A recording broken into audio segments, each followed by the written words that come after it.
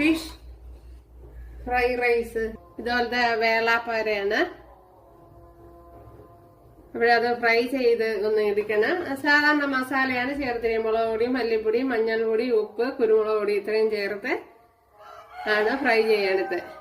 അപ്പോൾ നമ്മുടെ fry റൈസിനുള്ള fish fry എല്ലാം ഇവിടെ റെഡി ആയിട്ടുണ്ട്. ഇനി ഇതിന്റെ മുള്ളൊക്കെ ഒന്ന് മാറ്റിയെടുക്കണം. അപ്പോൾ ഇതുപോലെ ഇവിടെ ഒത്തിരി മുള്ളുള്ള മീൻ എടുക്കാതിരിക്കണതാണ് നല്ലത്. അപ്പോൾ കുട്ടികൾക്കൊക്കെ നമ്മൾ കൊടുക്കണേല്ലേ, അപ്പോൾ അതനുസരിച്ച് ചെയ്യണം. അപ്പോൾ ഇതുപോലുള്ള മുള്ളൊക്കെ അങ്ങ് മാറ്റിക്കളയണം. അതുകൊണ്ട് മുള്ള ഒരുപാടില്ലാത്ത മീൻ എടുക്കണതാണ് നല്ലത്. ഉണ്ട് ഇതേപോലെ ഒക്കെ ഉണ്ട്. ഇതില് മുള്ളൊന്നുമില്ല ഇപ്പൊ. അപ്പൊ ഇത്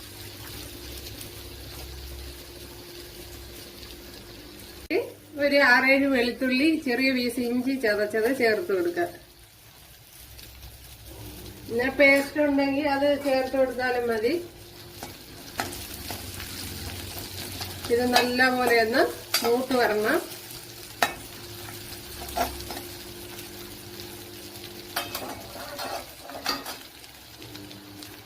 ശകലം ഓയിലൂടെ ചേർത്ത് കൊടുക്കുക.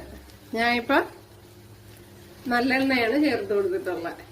ഇനി കുറച്ച് കാഷ്യൂനട്ട് ചേർത്ത് കൊടുക്കുക.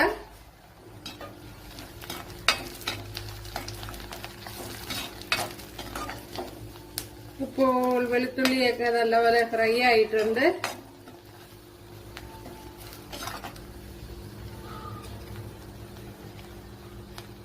ഇനി ഇതിലേക്ക് നമ്മുടെ ക്യാരറ്റ് ചേർത്ത് കൊടുക്കുക. ഒരു വെജിറ്റബിളൊക്കെ അവരവരെ താല്പര്യത്തിന് ചേർത്ത് കൊടുക്കുക.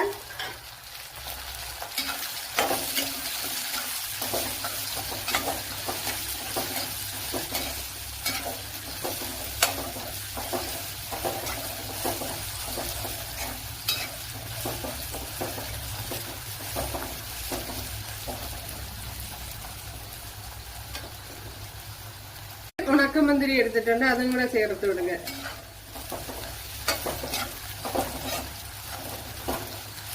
അപ്പോൾ ക്യാരറ്റ് ഒന്ന് വാടി വന്നിട്ടുണ്ട്. അതിലേക്ക് വേവിച്ച കോളിഫ്ലവറാണ്.